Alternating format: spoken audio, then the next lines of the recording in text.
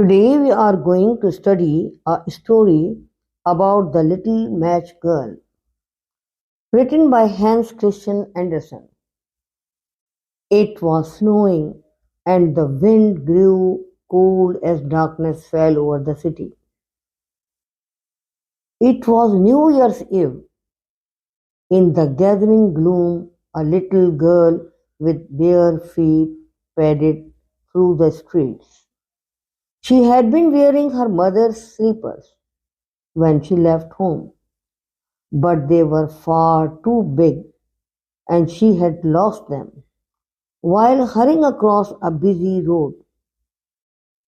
One of them was nowhere to be found, and a boy ran off with the other.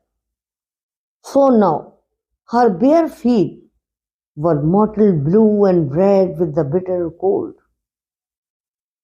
In her old apron, the little girl carried bundles of matches which her father had sent her out to sell.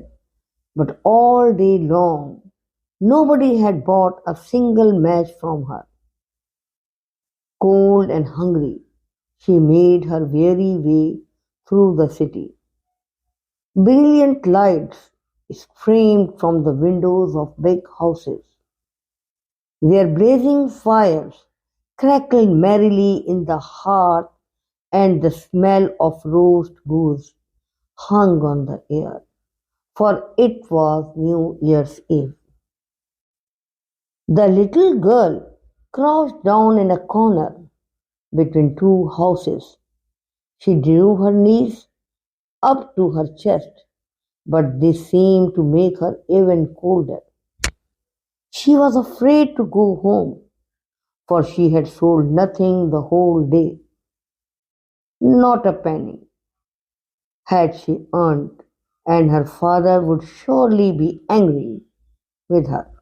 But it was just as cold at home, for the wind whistled through the cracks in the walls and floorboards. How wonderful it would be to light a match!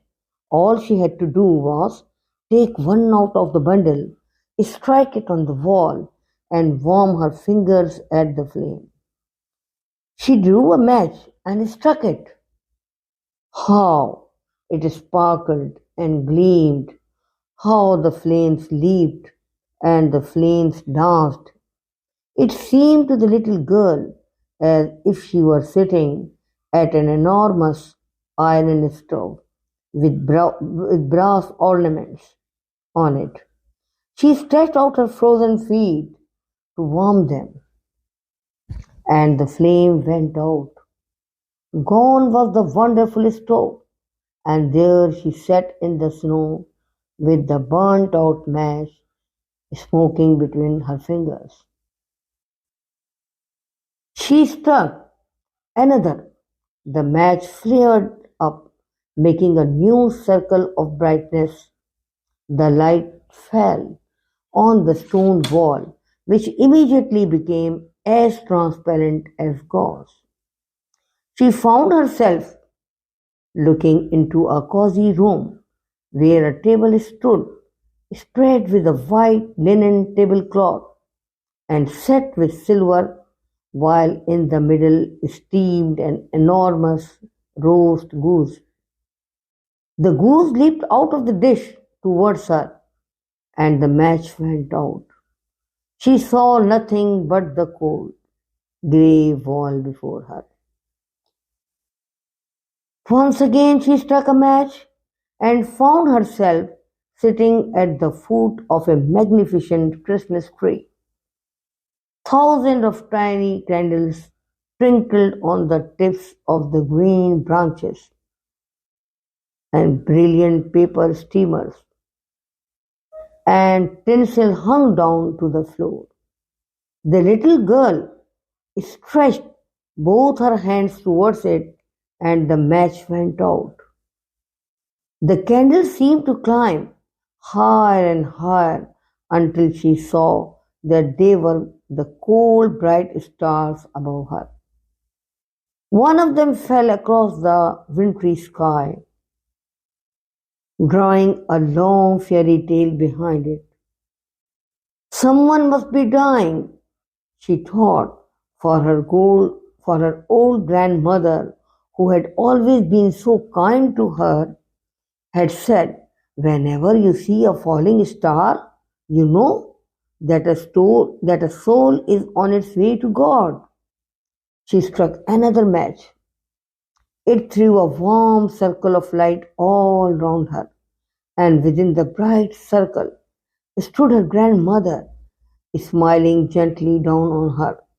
"Oh, grandmother," cried the poor girl, "take me with you, please. I know I shall never see you again.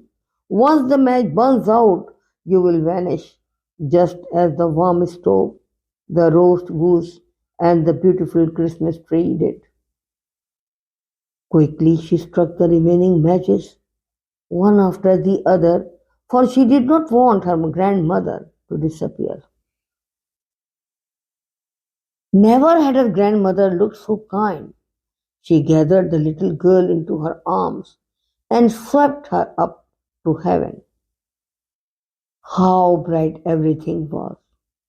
Here she felt neither cold, nor hunger, nor fear, for they were with God.